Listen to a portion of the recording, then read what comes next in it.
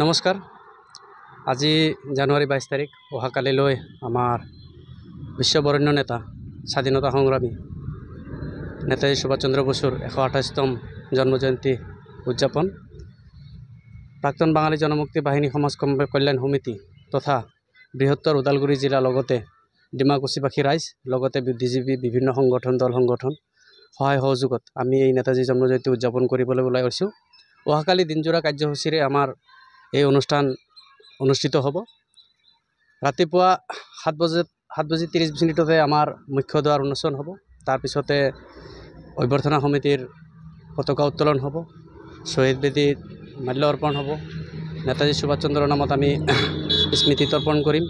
তাৰপিছত প্ৰাক্তন বাঙালী জনমুক্তি বাহিনীৰ সাংগঠনিক পতাকা উত্তোলন হ'ব, জিলা সমিতিসমূহৰো পতাকা উত্তোলন হ'ব।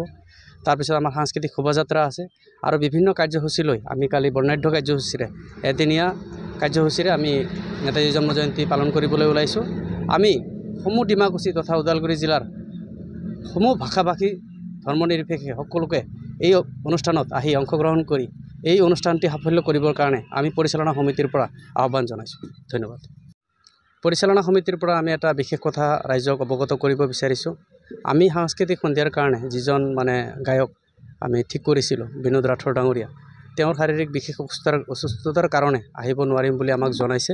তাৰ পৰিপ্ৰেক্ষিতত একদম ছাডেনলি অলপ সময়ৰ ভিতৰতে আমি নতুনকৈ গায়ক এজন ঠিক কৰিছোঁ।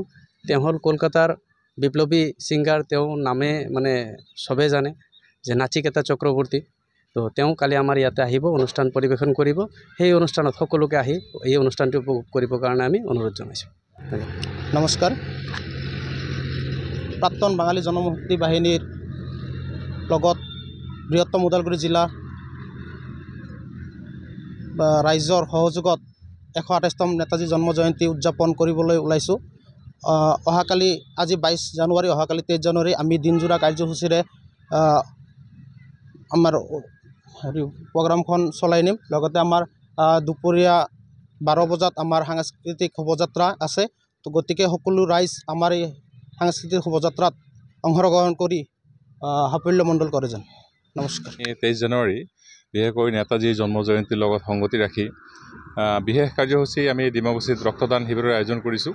যিহেতু আমাৰ নেতাজী সুভাষ চন্দ্ৰ বসুদেৱৰ এটা বাণী আছিলে যে তুমি মোক ৰক্ত দিয়া, মই তোমাক স্বাধীনতা দিম। আমি সেই কথাটো মাথাত ৰাখি বা তেওঁৰ যিখিনি অৱদান ভাৰতবৰ্ষৰ কাৰণে সেইখিনি অৱদানৰ কথা আমি হৃদত লৈ আমি আজি 8 বছৰ ধৰি ব্লাড ডনেশ্যন কৰি আহিছোঁ বা ৰক্তদান কাৰ্যসূচী আমি ডিমাকুছিত লৈ আছোঁ। আমি নেতাজীৰ জন্মজয়ন্তী উদযাপন সমিতিৰ ফালৰ পৰা জাতি ধৰ্ম নিৰ্বিশেষে সকলোলৈ বিশেষ নিবেদন কৰিম যে সকলোৱে আহি সেই ৰক্তদান শিবিৰত যাতে ৰক্তদান কৰে। ধন্যবাদ।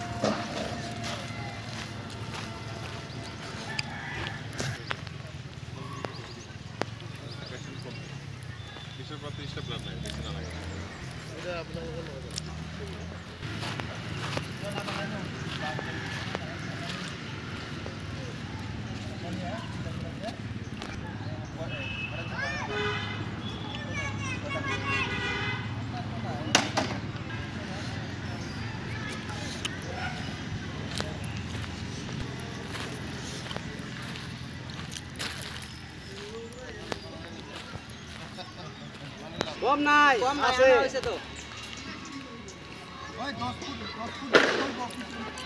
হ্যাঁ অফিস ৰুম না বেশি লাগবো। সম্পূৰ্ণ খাই দিব আৰ